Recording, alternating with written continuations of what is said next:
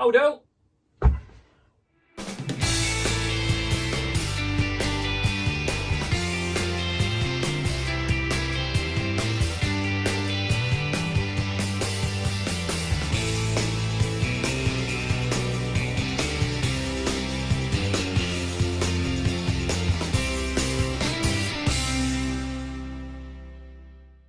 Hi, I'm Chris. Welcome to King Bespoke Creations. Technique Tuesday seems to be the winner. So that's what we're going to go with. Every Tuesday evening, we're going to get some techniques and some tips to see what we can do with some wood. So today is the second video in our favourite joints series. Okay, so we did half lap joints last time. Today we're going to do a Mortice and Tenon joint with a drawbore as well. Okay, so let's dive in. Okay, so the first thing we need to do is mark off what we need to do with these two sections of wood. So we need a hole cutting into this one, and we need a thinner section at the end of this to fit in there to go inside that hole. Now there's lots of different types of mortise and tenon joints. Sometimes you might even dig it all the way through so that you have a little bit of the tenon poking out the back. You might even put a peg on the back of there. You might have seen that on some big picnic tables and things like that. Again, it's a very strong way of doing it. But if we're building furniture like beds and tables, quite often we don't want bits poking out because they catch on your feet as you walk past. So it only wants to go so far in. So I can mark off where the shoulders need to be on this, and then I know how deep I need to dig into there. Right. So we're going to measure an inch in. Okay, so I'm going to put a little knife mark on there. So 1 inch in. Again, depending on whether you're metric or imperial, or like us Brits were both, that's about 25 mil. Okay, so now we need to score all the way around at that mark. So I'm going to slide the knife into this little nick. Hear it catch. Okay, so I definitely know it's in place, and then I can slide the square up to that and a light mark, and then go through a little bit harder. I can then do exactly the same as I rotate. So again, there's the click, slide the gauge up. Keep calling this a gauge, and it's not, is it? It's a square. Lighter at first, then a little bit heavier. Now here's something that a lot of people don't do. You could then just go through again to there and do the same thing. Once we've rotated once, when we rotate the second time, I still want to use this same face. So I'm going to turn that as well. Still going to slide my knife into the nick,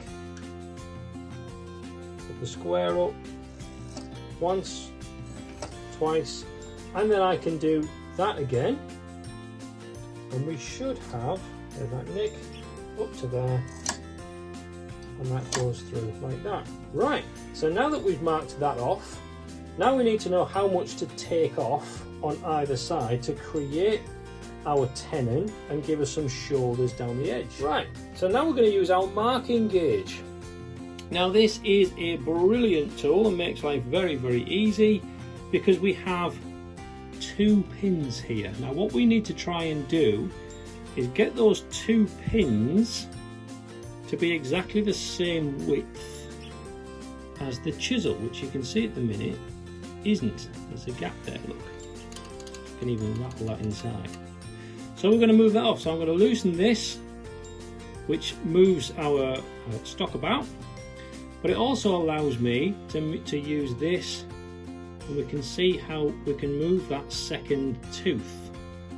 Okay, so I need to set that so that the points on those spikes are exactly the same width.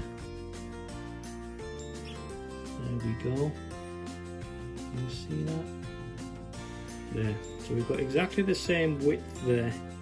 So now I'm going to hold this, because now we need to set this, and it all marks off in one go.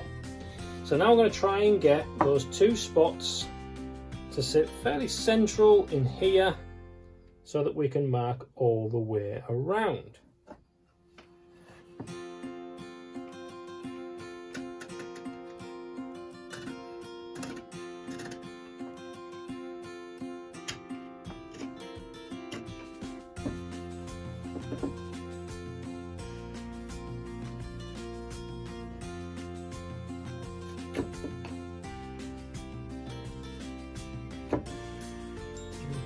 Right, so we can see that's marked us around those three ends. So now we've just got to get rid of that bit of waste and that bit of waste.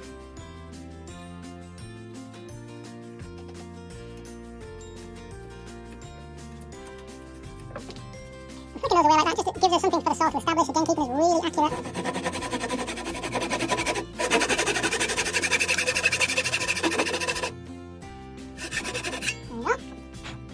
Right, so now we've just got to chip these pieces off. So I'm checking the side of the grain. Looks pretty good. If anything, it's going to slope up. So I'm going to go halfway in. Yeah, stayed fairly level.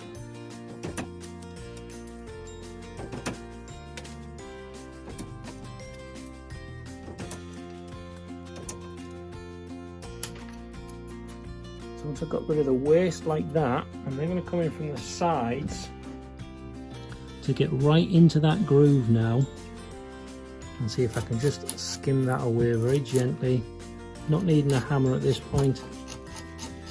And I've got the score across that side as well to help me out.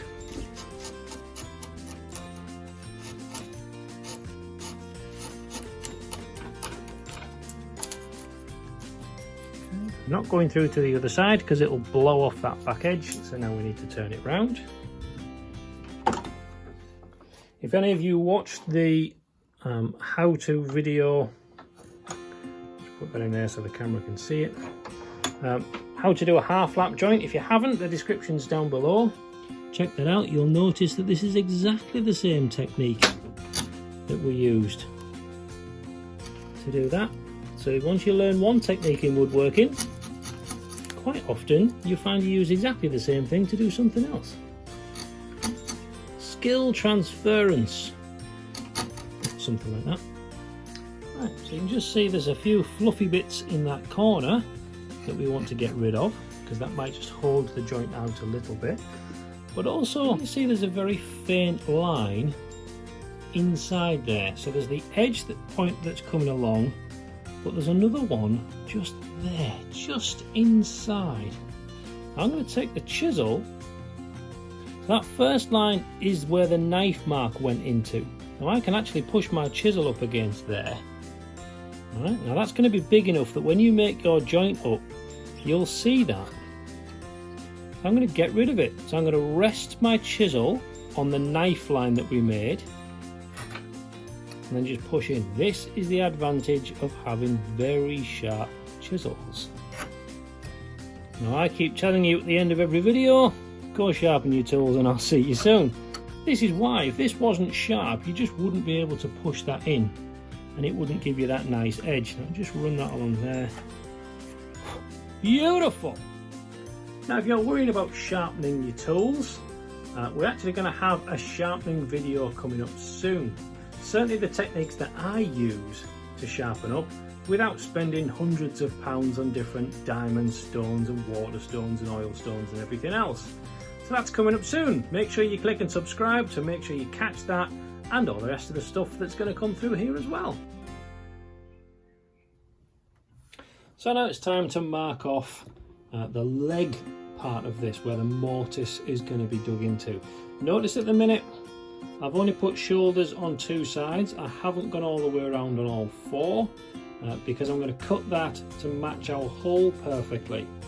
So the next thing then is to take our marking gauge that we've got. Now these two pins are still the correct width for our chisel, so that's the same width that we want to be doing our hole.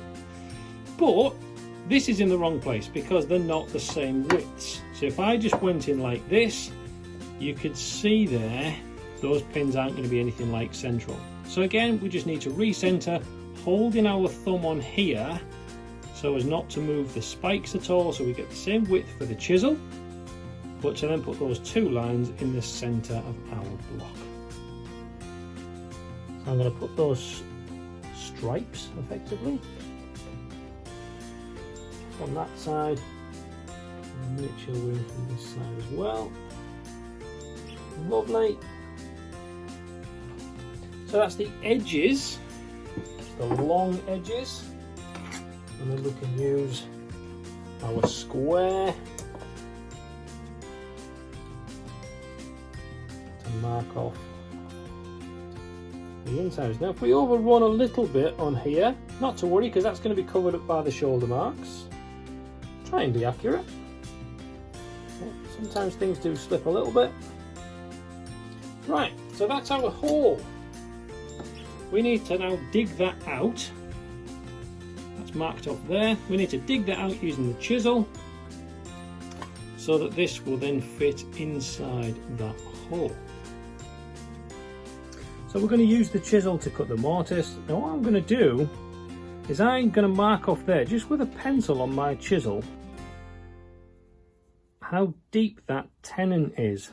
So I've got a mark on my chisel there. So I know that my chisel has to go in just past that pencil line. That pencil line needs to be deeper than the wood face as we finish. Otherwise that shoulder will be poking proud, which is no good. Right, so I've darkened this up with a pencil just so you can see it a little bit easier, but that is cut with a knife.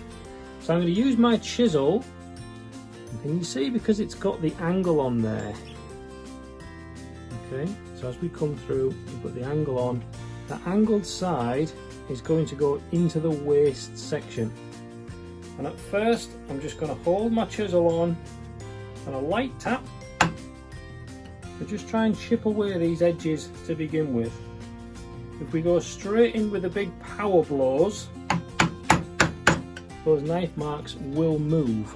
So we're just going to chip away a little bit at a time.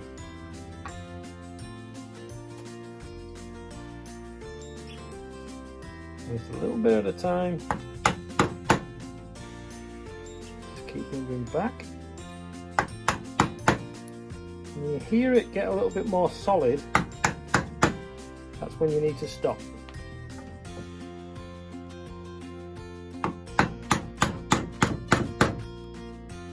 Just feel it kind of gets a thud at the end. There we go. Now once you've gone a little bit in like that, I like to go back towards the middle, not right up to the very end, back towards there, and just sever all of those fibres that we've cut off. Okay? I like to try and keep things quite clean as I go through, and then I know exactly where I am. I'm leaving that edge on. You see me lever there? As I go in, I'll lever that out to try and get some of the waste out. It's why I don't go up to my original cut line, because as I lever like that, I'm going to bend those fibres. So I'll try to keep those clear as I go through on either side.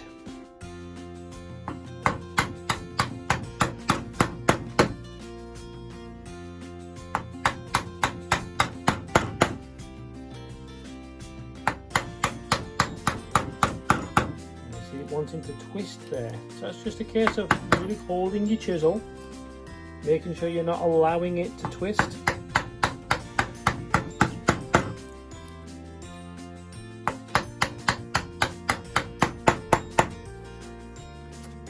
help if my device was a little bit tighter. Right, and then again I'm going to go back in again, sever some of those fibres that I've raised, just to help clean things out a little bit, because I like to keep it neat and tidy. You see, we're getting close to our pencil mark there. And this isn't taking great effort, because I'm only taking little bite-sized chunks off at a time, a couple of mil at a time.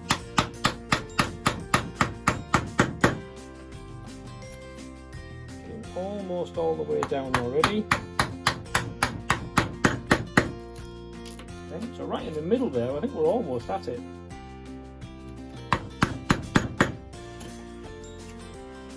Now I'm getting close to this side now, so I'm going to turn the chisel around that way and do the same thing at the ends that I did on the first one. So a light tap to begin with, start chipping them away.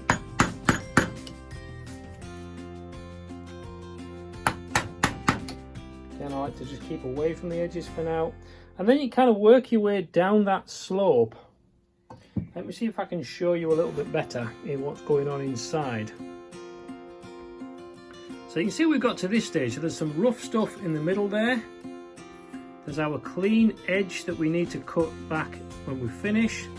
Same at this side, and you can see where the chisel's sloped. So these fibres here are still solid.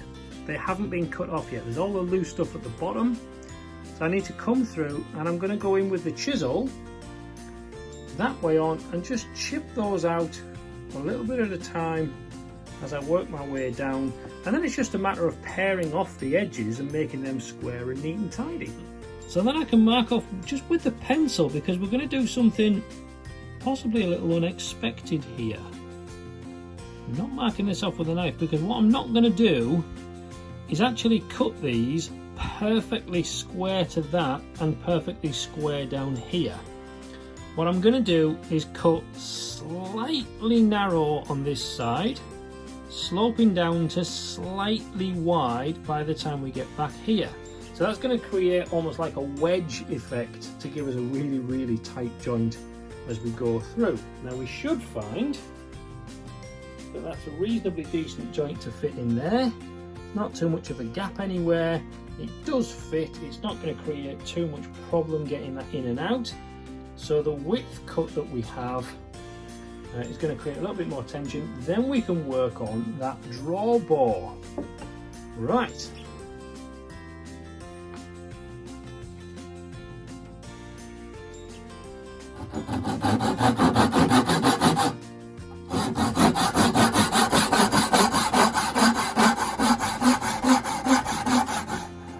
Be very careful not to cut into the shoulders.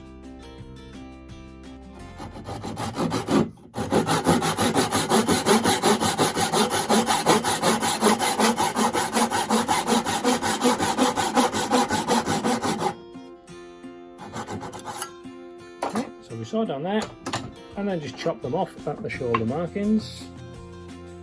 Just skimming off that fuzzy part again, just like we did earlier on, just to make sure there's nothing there that could hold the joint apart in any way. Okay, time to bore a hole. Now you can use any drill, whatever drill bit you've got, to put whatever doweling you've got in. So you might use these kind of shop bought dowelings that you can just get in long lengths, like a metre length, and chop off a bit. Match that with a drill bit so it's a snug fit. You want to be bashing this in. I like to make my own, just because I can. Okay. I also like to use a different coloured wood. Okay. To make it stand out, make this a feature. Why not? You can't do these in a factory. So why not do these to make them stand out? I'll even quite often have them just fractionally proud. Yeah, how deep does that hole need to be? Well, if we stick the ruler into the hole and then put your thumb on there, I'm not even going to measure it. It comes out, and that's how deep your hole is. Could have used the chisel in the same respect for that. So from there, I'm just going to go again about halfway. Okay, so then I want my drill point to go just there. So I know that there's plenty of meat on the end of my tenon, and it's not getting too close to the end of here. You want a bit of wood either side of your hole to keep it nice and strong. So the next thing is just to drill that hole, and then we'll sort out drilling the hole in this piece.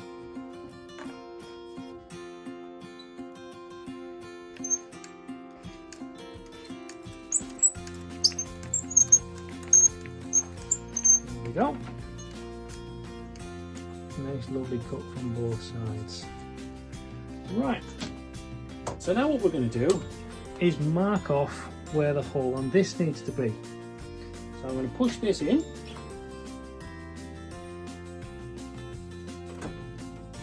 There we go. And then I'm going to stick my drill bit back in the hole, and I'm just going to use this end of the prong here to just mark off a little part in the tenon. That should do it. Right, okay, so we can see the little mark that we've left just by pushing the drill through the hole. Now what we need to do is then drill towards the shoulder just by, you know, a couple of mil, a tiny little bit. Doesn't want to be much at all, because then we just split the wood. Okay, so we want to be in the same line as that, but just inboard a fraction. So we want it to pull towards the shoulder, so we drill the hole fractionally towards the shoulder. It's very easy to drill this the wrong way out, and then when you put the drawbore in, it actually pushes your joint apart.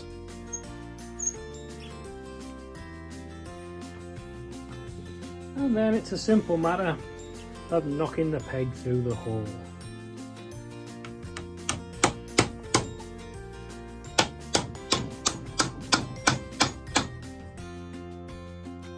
And once you've knocked that in there, it's just a matter of sawing this off. And I'm trying to make sure I'm not resting my blade up against the wood, because that'll start to score it. So I'm just going again a couple of mil off. Running a back plate like this really helps. Like that. And it just leaves it fractionally proud. Now what I like to do then, so that we don't have anything that feels sharp, is actually to get a file like this. A lot of files have a safe edge look where there's no grinding motion on there. Okay, now you can hold this on here and then go through and round off those edges without putting a score mark on the leg. Okay, so just working through doing that.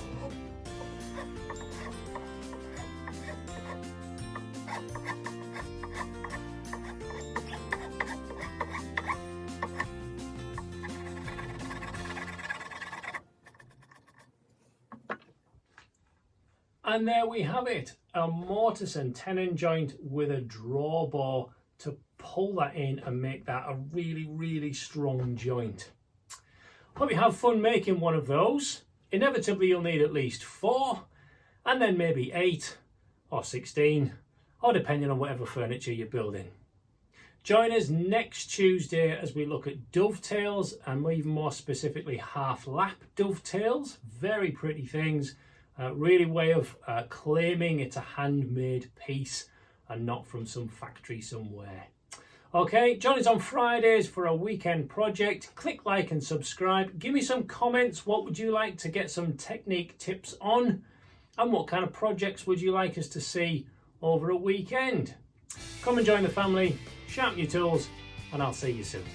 Bye.